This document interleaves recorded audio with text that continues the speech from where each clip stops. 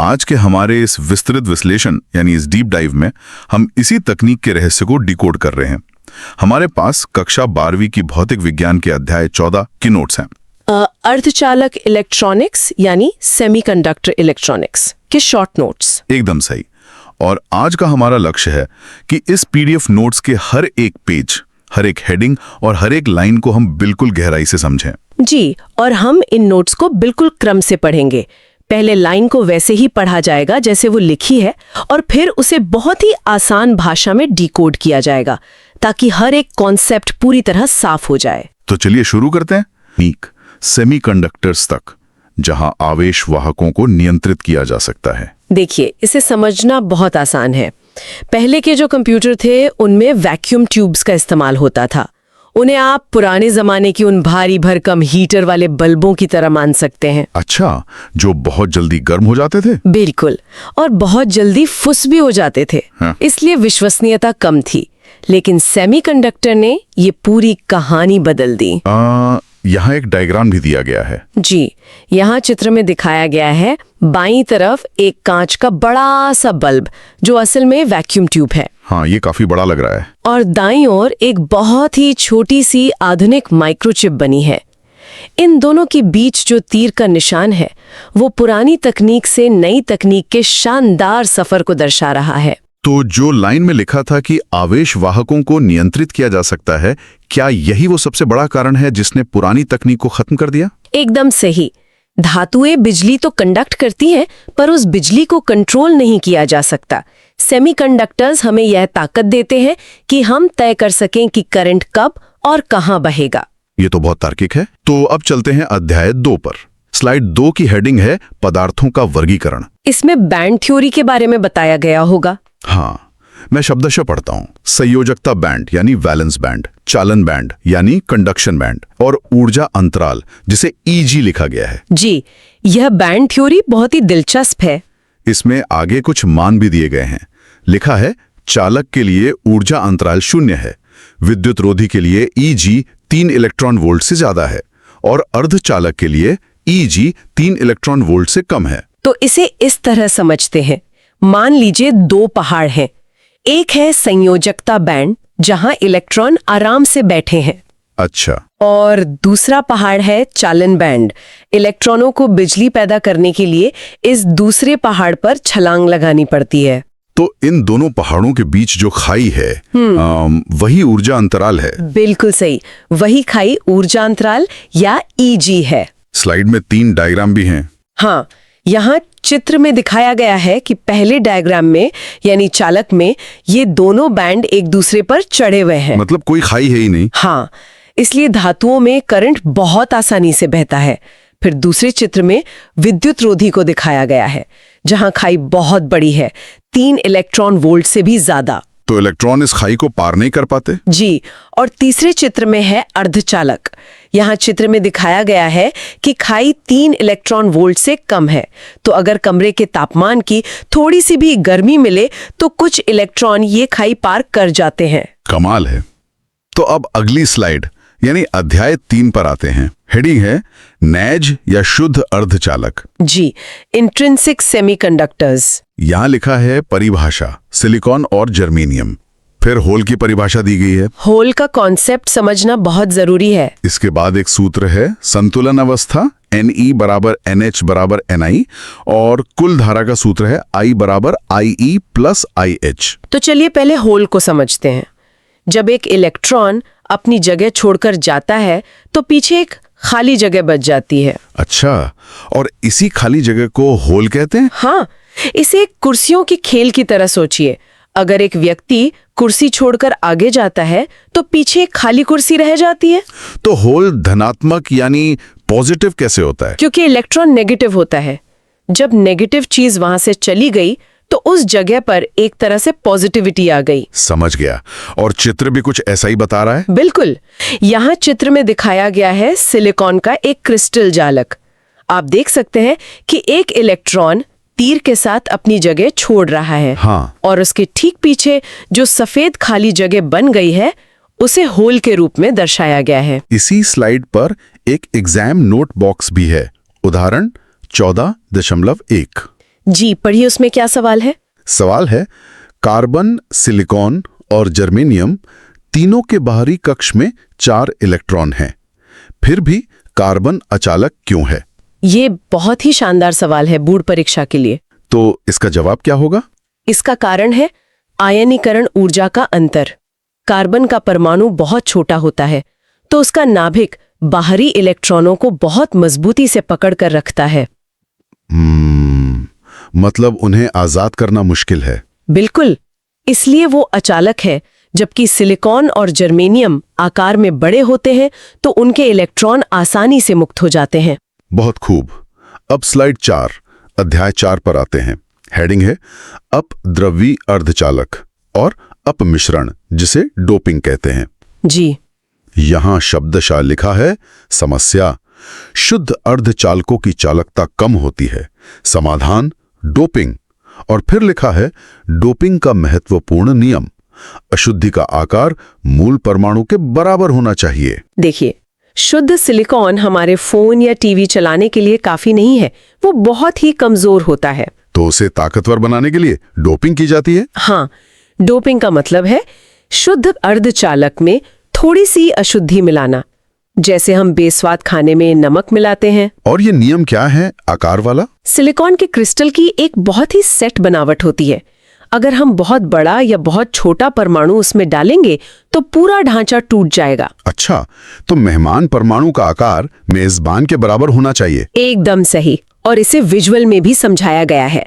यहाँ चित्र में दिखाया गया है कि एक ड्रॉपर की मदद से सिलिकॉन के नीले जालक में अशुद्धि की एक बूंद मिलाई जा रही है। और जालक बिल्कुल सुरक्षित है, टूटा नहीं है। जी, यही डोपिंग की प्रक्रिया है। अब स्लाइड 5 पर चलते हैं। अध्याय 5, एन प्रकार के अर्धचालक। तो ये डोपिंग से बनने वाले पहले प्रकार के अर्धचालक हैं। इसमें लिखा है अशुद्धि का प्रकार पंच संयोजी, जैसे आर्सेनिक, एंटीमनी, फास्फोरस।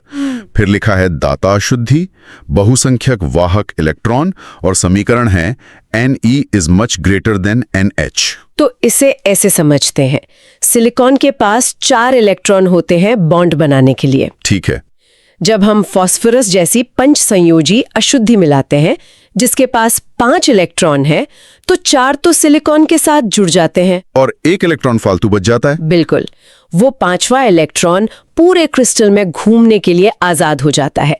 क्योंकि ये फास्फोरस परमाणु 1 इलेक्ट्रॉन दान कर रहा है, इसलिए इसे दाता अशुद्धि कहते हैं। इसीलिए नोट्स में लिखा है कि इलेक्ट्रॉन यहाँ बहुसंख्यक वाहक हैं, क्योंकि हर अशुद्धि एक नया इलेक्ट्रॉन दे रही है। जी, और समीकरण भी यही कह रहा है कि इलेक्ट्रॉनों की संख्या होलों से बहुत ज्यादा है। यहाँ भी एक डायग्राम है। हाँ, यहाँ चित्र में दिखाया गया है कि सिलिकॉन के बीच में एक फास्फोरस परमाणु बैठा है और उसका 1 इलेक्ट्रॉन अलग से घूम रहा है। और ऊर्जा स्तर के ग्राफ में क्या है?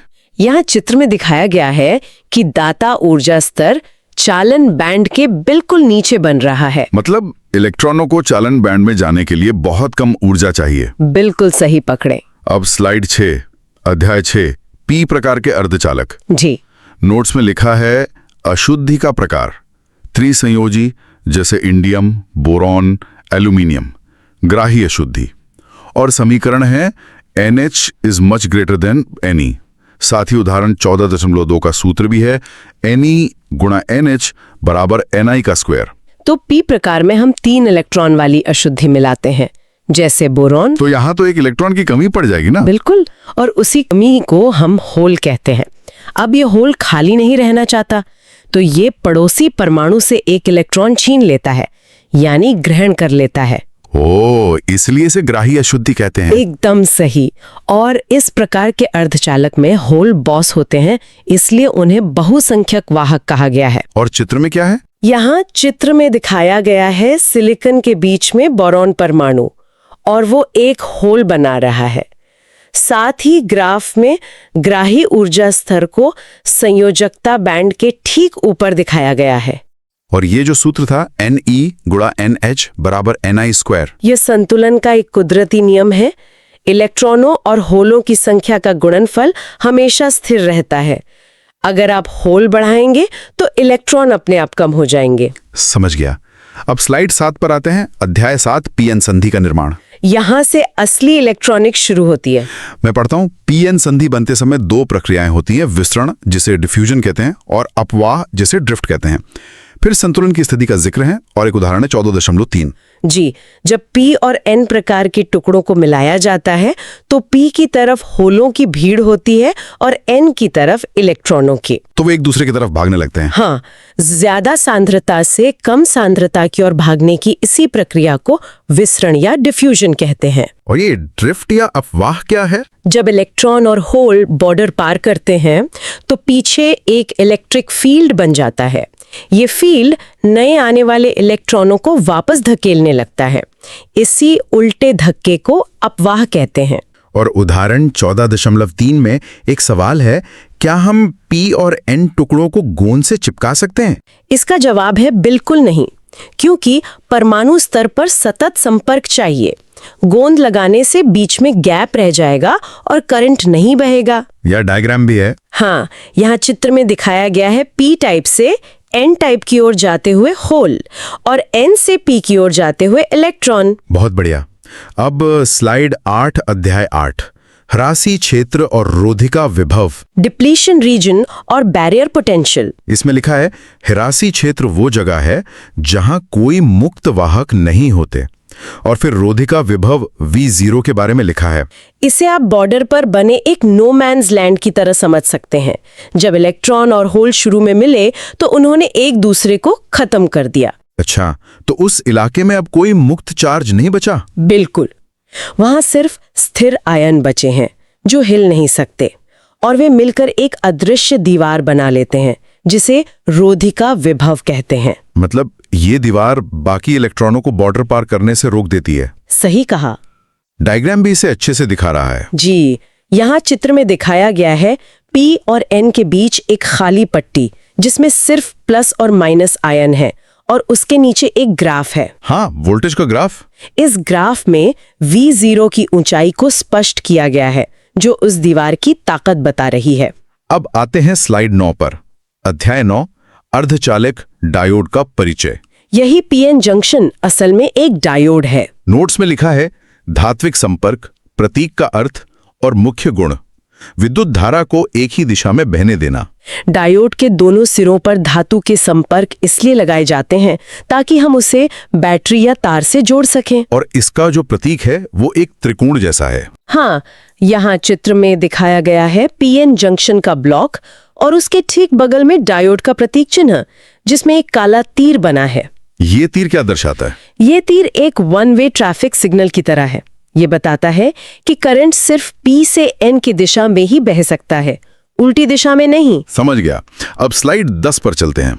अध्याय 10, डायोड में अग्रदिशिक बायस यानी फॉरवर्ड बायस। जी, यहां लिखा है P को धनात्मक और N को ऋणात्मक सिरे से जोड़ना, ह्रासी क्षेत्र पर प्रभाव, धारा प्रवाह और अल्पांश वाहक अंतःक्षेपण। तो जब हम P को बैटरी के प्लस से और N को माइनस से जोड़ते हैं तो ये सही कनेक्शन होता है। इससे उस दीवार पर क्या असर पड़ता है? बैटरी का बल उस दीवार को धक्का मारता है जिससे रोधिका विभव घट जाता है, मतलब दीवार छोटी हो जाती है। हाँ, तो इलेक्ट्रॉन आसानी से बॉर्डर पार कर लेते हैं। बिल्कुल, और सर्किट में मिली एम्पियर में अच्छी खासी धारा बहने लगती है। और डायग्राम में ये कैसे दिखाया गया है? यहाँ चित्र में दिखाया गया है बैटरी के साथ जुड़ा हुआ PN जंक्शन और नीचे वाले ग्राफ में दिखाया गया है कि रोधिका विभव की ऊंचाई पहले से कम हो गई है। अब स्लाइड 11, अध्याय 11, डायोड में पश्च दिशिक बायस यानी रिवर्स बायस। ये कनेक्शन बिल्कुल उल्टा है। हाँ, इसमें लिखा है कनेक्शन का तरीका उल्टा होता है। ह्रासी क्षेत्र की बढ़ती मोटाई, धारा प्रवाह 0 या माइक्रो एम्पियर और भंजन वोल्टता जिसे VBR कहते हैं।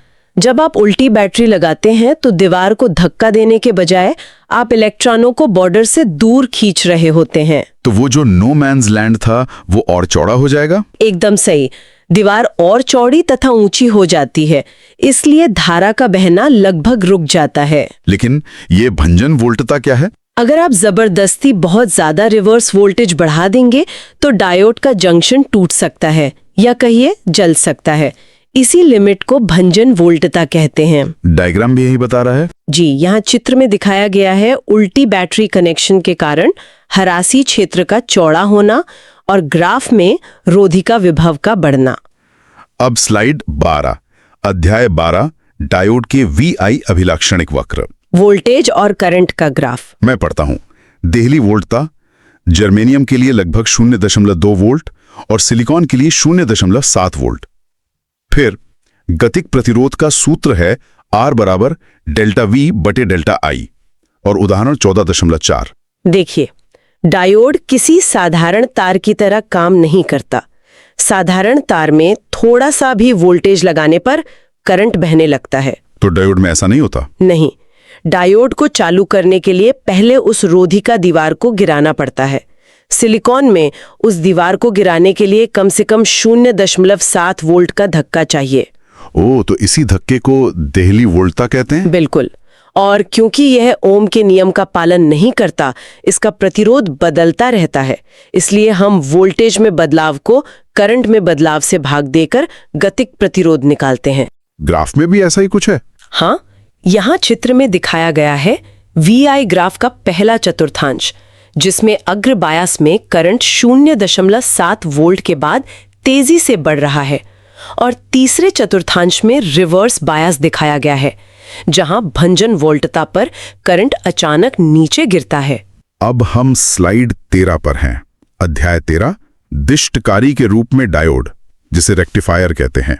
ये डायोड का सबसे महत्वपूर्ण उपयोग है। इसमें लिखा है अर्ध तरंग दिष्टकारी की कार्यप्रणाली और परिणाम है रुक रुक कर DC आउटपुट। हमारे घरों में जो बिजली आती है वो प्रत्यावर्ती धारा यानी AC होती है, जो बार बार दिशा बदलती है। लेकिन हमारे मोबाइल को तो DC चाहिए ना? बिल्कुल, और डायोड यही काम करता है, AC को DC में बदलता है, क्योंकि डायोड सिर्फ एक ही दिशा में करंट जाने देता है। तो इसमें ये रुक रुक कर आउटपुट क्यों मिल रहा है? क्योंकि अर्ध तरंग दिष्टकारी में सिर्फ एक डायोड लगा है। जब लहर सीधी आती है तो डायोड उसे जाने देता है, लेकिन जब लहर उल्टी आती है तो वो उसे ब्लॉक कर देता है। डायग्राम में भी ये साफ दिख रहा है। जी, यहाँ चित्र में दिखाया गया है एक ट्रांसफॉर्मर, डायोड और लोड रेजिस्टेंस वाला सर्किट, और ग्राफ में इनपुट में पूरी लहरें हैं, लेकिन आउटपुट में सिर्फ आधी लहरें हैं और बीच में खाली जगह है। लेकिन आधी बिजली तो बर्बाद हो गई ना? इसी बर्बादी को रोकने के लिए अगली स्लाइड का कॉन्सेप्ट आया है। हाँ, स्लाइड 14, अध्याय 14, पूर्ण तरंग दिष्टकारी, फुल वेव रेक्टिफायर। जी, इसमें लिखा है संरचना 2 डायोड, मध्य निष्कासी ट्रांसफॉर्मर, कार्यप्रणाली धनात्मक और ऋणात्मक अर्धचक्र, और इसका परिणाम है लगातार आउटपुट। इसमें हमने एक की जगह 2 डायोड लगा दिए, D1 और D2। अच्छा, जब लहर का ऊपर वाला हिस्सा आता है तो D1 काम करता है, और जब लहर का नीचे वाला हिस्सा आता है तो D2 काम करता है। मतलब कोई भी डायोड खाली नहीं बैठता? बिल्कुल, वे शिफ्ट में काम करते हैं। इससे हमें बिना रुके लगातार और अधिक दक्ष आउटपुट मिलता है। चित्र भी बहुत स्पष्ट है। हाँ, यहाँ चित्र में दिखाया गया है सेंटर टैप ट्रांसफॉर्मर के साथ D1 और D2 का सर्किट, और नीचे वेवफॉर्म ग्राफ में दिखाया गया है कि अब आउटपुट में कोई खाली जगह नहीं है, लगातार लहरें मिल रही हैं। अब आते हैं अंतिम स्लाइड पर। स्लाइड 15, अध्याय 15, फिल्टर परिपथ और अध्याय सारांश। जी, ये बहुत जरूरी स्टेप है। नोट्स में लिखा है फिल्टर की आवश्यकता, ऊर्मिकाएं यानी रिपल्स हटाना, संधारित्र यानी कैपेसिटर का कार्य, और अंत में त्वरित परीक्षा सारांश के बुलेट पॉइंट्स। देखिए, फुल वेव रेक्टिफायर से जो DC मिले वो पूरी तरह से चिकनी नहीं होती, उसमें थोड़ा उतार चढ़ाव होता है। तो उसे चिकना कैसे करते हैं? संधारित्र या कैपेसिटर का इस्तेमाल करके। इसे आप एक पानी की टंकी की तरह मान लीजिए। टंकी की तरह? वो कैसे? जब वोल्टेज ज्यादा होता है तो कैपेसिटर उस एक्स्ट्रा वोल्टेज को स्टोर कर लेता है, और जब वोल्टेज कम होने लगता है तो वो स्टोर की हुई ऊर्जा वापस दे देता है। तो जो गड्ढे थे लहरों के बीच में वो भर जाते हैं। एकदम सही, और वोल्टेज लगभग चिकना हो जाता है। यहाँ अंतिम चित्र भी दिया गया है। जी, यहाँ चित्र में दिखाया गया है कैपेसिटर वाला परिपथ, और आखिरी ग्राफ में लाल रेखा ये दर्शा रही है कि कैपेसिटर ने कैसे उबड़ खाबड़ आउटपुट को लगभग सीधी लाइन यानी प्योर DC में बदल दिया है। और सारांश के पॉइंट्स भी हमने कवर कर लिए, बैंड गैप से लेकर डोपिंग तक और पीएन जंक्शन से लेकर रेक्टिफायर तक। जी बिल्कुल। ये पूरा सफर कितना अद्भुत है। कैसे एक छोटे से पीडीएफ नोट्स ने वैक्यूम ट्यूब के बड़े बड़े कमरों से लेकर आज के चार्जर में लगे रेक्टिफायर तक की पूरी यात्रा को। दोस्तों, हमारे पास एनसीईआरटी, एनसीईआरटी की साइंस की नोट्स क्लास 6 से लेकर क्लास 12 तक पूरी तरह उपलब्ध है। आप इन सभी पीडीएफ नोट्स का प्रिंट आउट भी निकलवा सकते हैं और ये सभी सामग्री बहुत ही कम कीमत में प्रदान की जा रही है। आपको यह भी मालूम होना चाहिए कि लगभग सभी प्रतियोगी और स्कूल स्तर की परीक्षाओं में पूछे जाने वाले प्रश्न एनसीईआरटी से ही आते हैं, इसलिए यह सामग्री आपके लिए बेहद उपयोगी साबित होगी। अगर आप ये एनसीईआरटी साइंस पीडीएफ लेना चाहते हैं तो अभी हमें व्हाट्सएप पर मैसेज करें। WhatsApp number 7739541921। आपकी तैयारी को मजबूत बनाने के लिए हम हमेशा आपके साथ हैं।